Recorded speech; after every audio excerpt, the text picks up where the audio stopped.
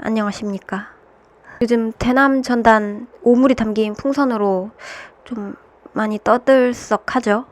먼저 대남 전단의 뜻은, 전단은 뭐 다 아시는 전단지 같은 그런 뜻이고, 글자 대는 대하다, 대답하다의 대여서 남한을 대한다, 그 대입니다. 그래서 대남 전단은 남한이 보내는 게 아니라 북한이 남한에게 보내는 거고, 대북 전단은 반대로 남한이 북한에게 보내는 전단입니다. 그래서 이 삐라가 좀 부정적인 뜻이 강하죠. 그런데 이 삐라를 남한이 북한에게 보내는 게 아니라 북한이 남한에게 보내는 게, 북한은 남한에게 부정적인 자료를 자꾸 보낼 거 아니에요. 그래서 북한이 남한에게 보내는 대남 전단을 삐라라고 칭하고, 우리가, 그러니까 남한이 북한에게 보내는 거는 삐라라고 잘 안 하는 것 같아요. 왜냐면 남한이 북한에게 안 좋은 자료를 보낼 이유가 있나?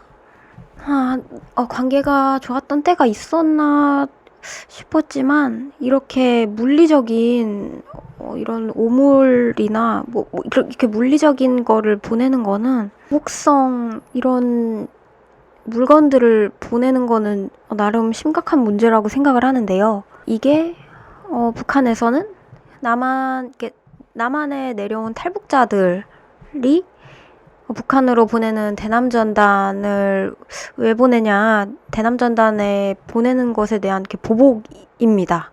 이 국가가 주도하는 거예요. 그리고 그들을 이렇게 우리 남한이 강제 이송을 하거나 그런 강력 대응을 하지 않았다는 것에 대한 남한에 대한 보복이기도 하고요. 말로 하면 되는 것을 왜 이러고 있을까요? 남북 정상회담은 왜 사라졌을까요? 그 배경 중 하나인 남북 연락사무소 폭파 사건을 한번 알아보았습니다. 이 사건을 아시나요? 모르시나요? 당시 뉴스에서 듣고도 별로 그때는 심각했던 것 같아요. 심각하게 생각을 안 하셨었나요?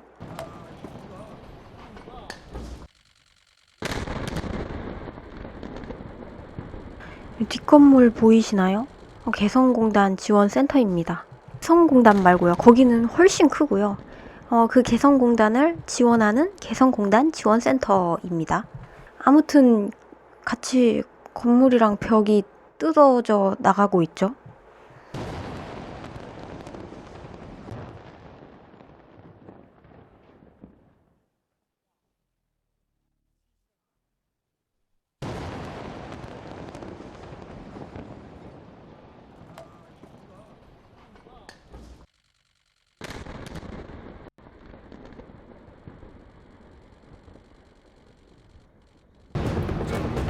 쓰레기들과 이를 묵인한 자들의 죄값을 깨끗이 받아내야 한다는 격노한 민심에 부응하여 16일 14시 50분 요란한 폭음과 함께 북남 공동연락사무소가 비참하게 파괴됐습니다. 나 저 표정 너무 싫어.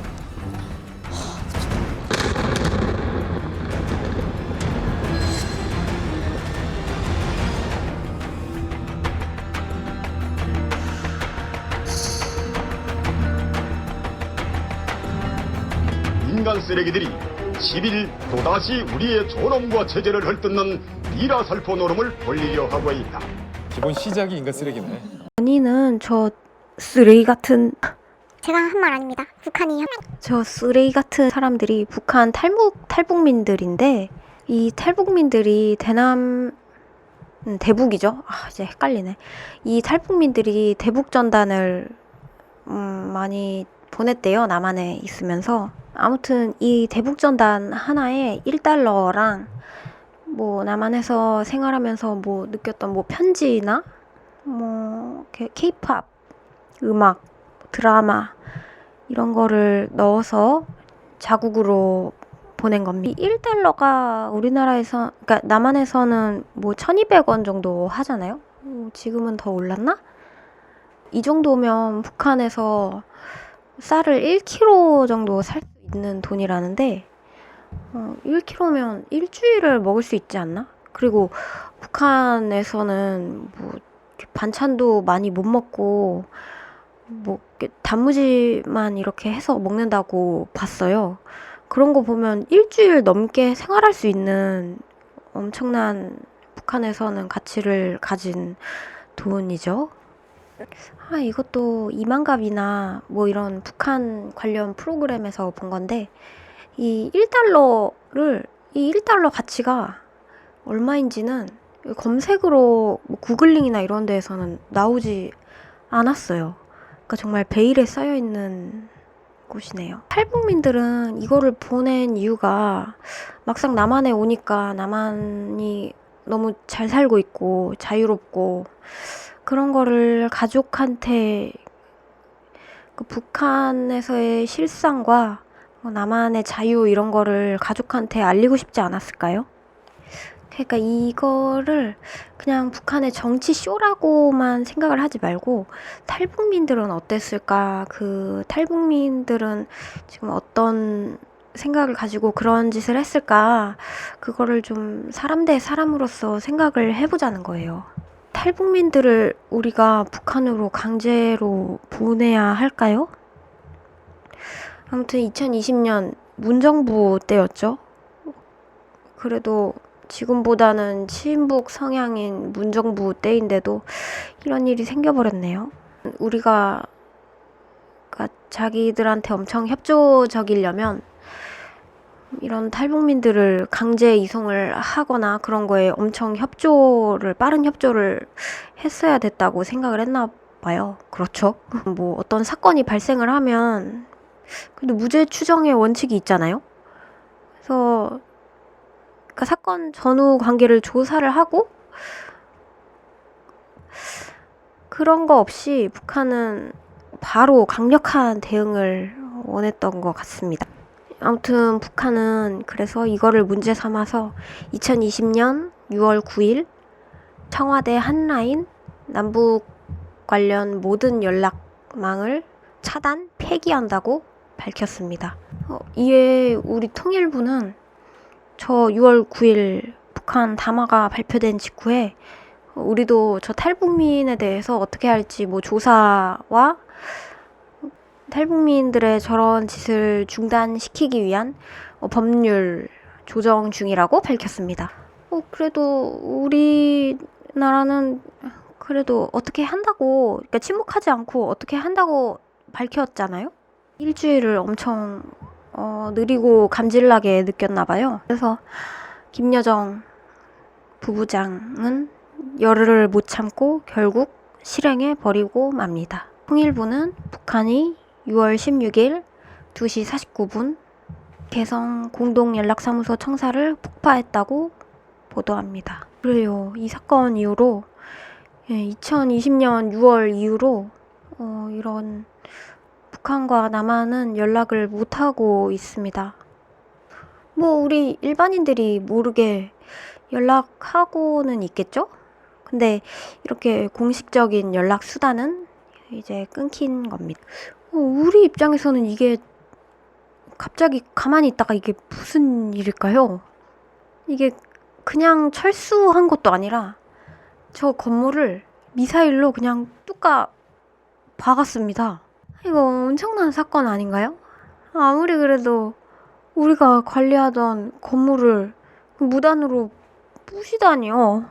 실제로 이 두 개의 건물은 남한 자금으로 운영이 되고 있었다고 해요. 두 건물 합해서 400억 원 정도에 건설하고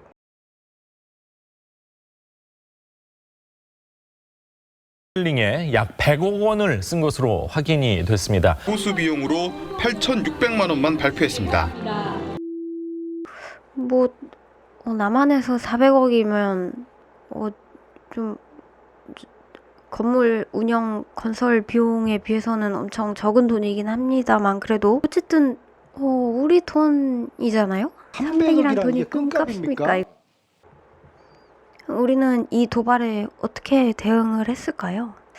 그냥 저 부서진 연락사무소랑 뒤에 개성공단 지원센터가 부서진 것에 대한 손해배상 청구만을 했습니다. 그대로 개인 간 피해 소송처럼 연락사무소 약 102.5억 원, 그리고 개성공단 종합지원센터 약 344.5억 원의 피해만을 손배소 제기하였습니다. 이게 지금 건물 피해가 중요한가요? 중요하긴 하지만 그거보다 국가 안보가 더 국민들의 불안, 옛날 같으면 전쟁 나는 거 아니냐고 엄청 무서워하고 난리가 났을 텐데 그냥 손배소 소송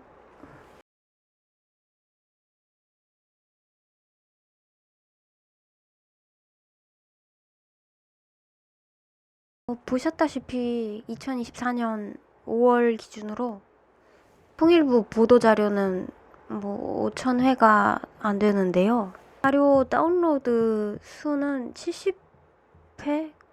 90회가 안 되는?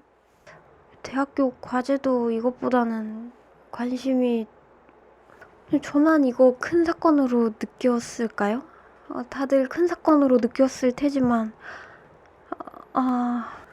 사람들은 이제 남북관계에 짝 관심이 없는 걸까요? 딱히 막 안 봐도 추후에 본 자료인데 탈북민이 북한에게 대북전단을 보내는 것을 막는 거는 표현의 자유를 침해한다고 해서 대북전단 금지법은 위헌으로 결정이 났습니다. 맞죠? 이거 우리 입장에서도 저는 맞는 말인 것 같아요.